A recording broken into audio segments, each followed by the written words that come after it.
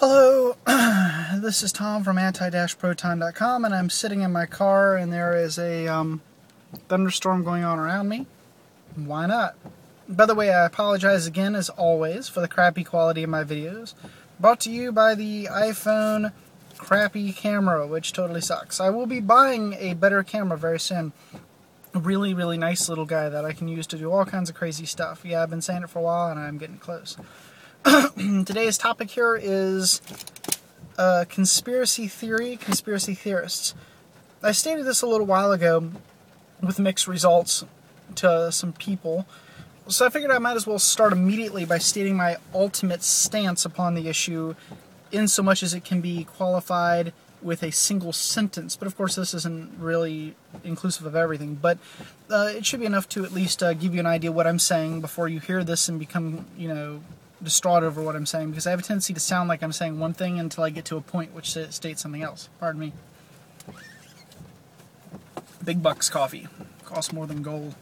Anyhow, I am not against conspiracy theories or conspiracy theorists en masse. There, you heard it. Now, when I say something that sounds like I am against it, before you stop the video and hit the comment button and say, oh, you're horrible and you work for the government, blah, blah, blah, blah, you might want to listen to the end of the video, because that was what I was just stating. Okay. Conspiracy theories are interesting little things.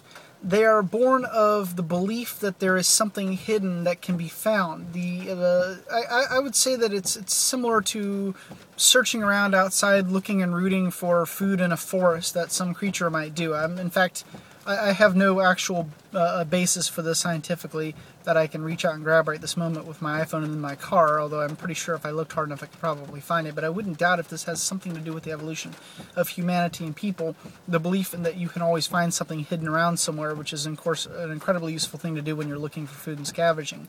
But regardless, not to knock conspiracy theories or theorists down to the level of scavengers, I'm just suggesting that there might be a possible reason that it all formed in the first place. But then again, I don't qualify this with anything factual whatsoever, so this is nothing more than an opinion, not based on anything scientific. And I will state, by the way, quite often when I throw these little things out that are opinions and not scientifically based in anything, that is what they are, and will not tell you first and foremost that they are scientific facts when, of course, I have nothing to back them up.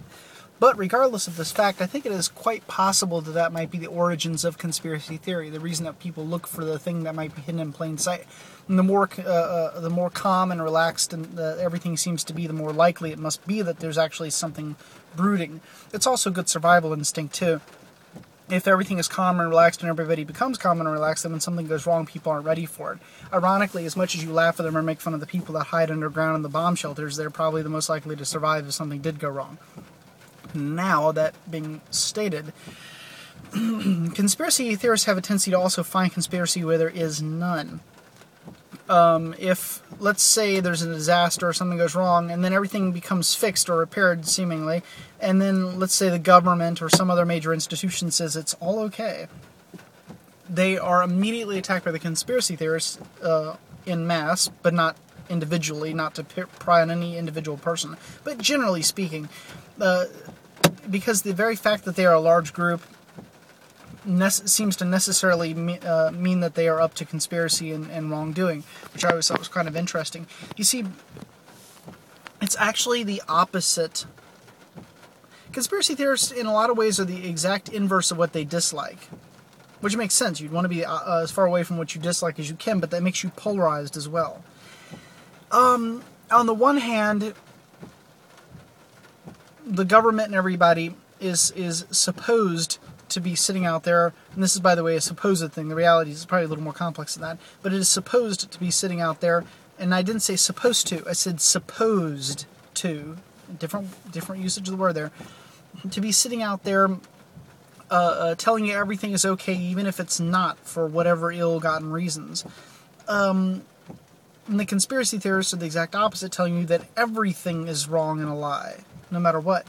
And this is, by the way, a explanation of their views, their views, given en masse, and in itself slightly subject to popularization rather than to be the actual exacting standards by which all of them exist, or to specify any specific conspiracy theorist, meaning that if you are a conspiracy theorist, this may or may not be you. It is a generalization, not necessarily harsh, relatively indicative, but still a generalization based on things that I have observed and will not back up with scientific claims, therefore making me a hypocrite to even suggest that one should stick by normal and practical science when doing things. And of course I am not, because I'm just stating what I have seen and noticed, which of course is in no way, shape, or form 100% true. More coffee. Conspiracy. I wonder if there's conspiracy in the coffee. Maybe.